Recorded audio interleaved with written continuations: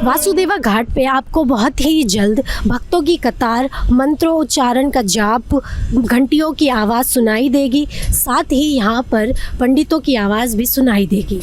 Kashmiri gate ISBT के ठीक सामने यमुना किनारे वासुदेव घाट को डेवलप किया जा रहा है। लंबे समय से ध्यान न दी जाने वाली और लगभग नाला बन चुकी दिल्ली की यमुना अब एक भव्य आरती के लिए तैयार हो रही है, और वो भी इसकी सफाई होने से पहले। दिल्ली के उपराज्यपाल VK सक्सेना ने 22 जनवरी को राम मंदिर के उद्घाटन के दिन वासुदेवा घाट पर राम मंदिर के एक रेप्लिका की पूजा की और यहाँ पर एक भव्य आयोजन भी किया गया था। एक तरफ जहाँ वासुदेवा घाट को डेवलप किया जा रहा है, यहाँ पर आरती की तैयारियाँ ज़ोरों शोरों से चल रही है, विभिन्न निर्माण कार्य चल रहा है। वहीं दूसरी तरफ अगर यमुना की बात करें तो ना तो यमुना से आने वाला दुर्गंध कम हुआ है और ना ही इसमें कूड़ा कचरा कम दिख रहा है। 2015 में दिल्ली के CM अरविंद केजरीवाल ने गीता घाट पर आरती करते हुए यमुना को अगले 2-3 साल के भीतर साफ करने का प्रण लिया था, लेकिन अब एक बार फिर 22 जनवरी को एक आरती के जरिए दिल्ली के LG VK सक्सेना ने फिर से इसकी शुरुआत कर दी है।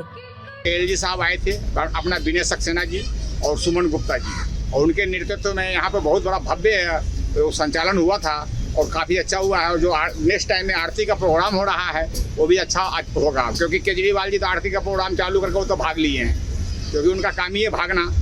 बात करना में ये नहीं है कि बात कर लें और उसको स्टार्ट रखें, वो चालू करके भाग जाते हैं। और दोबारा से विनय सक्सेना जी ने जो ये शुरुआत करे हैं, इसका हार्दिक अभिनंदन करते हैं और स्वागत करते हैं। वासुदेव घाट को पहले कुसिया घाट के नाम से जाना जाता था और इसे वजीराबाद से पश्चिमी तट पर पुराने रेलवे पुल तक डेवलप किया जाएगा। वासुदेव घाट का विकास 2023 में ही शुरू कर दिया गया था, लेकिन यमुना में आई बाढ़ के बाद निर्माण कार्य रुक गया था और दिसंबर में इसे फिर से शुरू किया गया। घाट पर पहले से ही रेड सैंडस्टोन से बनी 2 हाथी की मूर्तियां रखी गई है। प्रवेश द्वार के ठीक सामने एक 300 किलोग्राम की घंटी भी लगाई गई है। इसके साथ ही सजावट के लिए कई मंडप लगाए गए हैं और कई छोटे छोटे बगीचों के साथ नदी के ठीक सामने भक्तों के बैठने के लिए सीढ़ियों का भी निर्माण किया जा रहा है।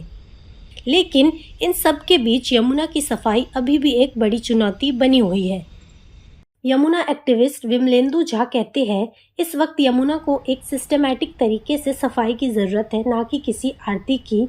और वैसे भी आरती तो नदी की जाती है, लेकिन इस वक्त यमुना एक नाला बन चुकी है। एक तरफ जहां घाट पर डेवलपमेंट का काम लगातार चल रहा है, खुद दिल्ली के उपराज्यपाल इस काम की समीक्षा कर रहे हैं, वहीं दूसरी तरफ यमुना की सफाई अभी भी एक चुनौती नज़र आ रही है। यमुना को पिछले 2-3 दशकों से हमने सिर्फ मैली और मैली होती हुए देखा है, चाहे कांग्रेस की सरकार रही हो या BJP की।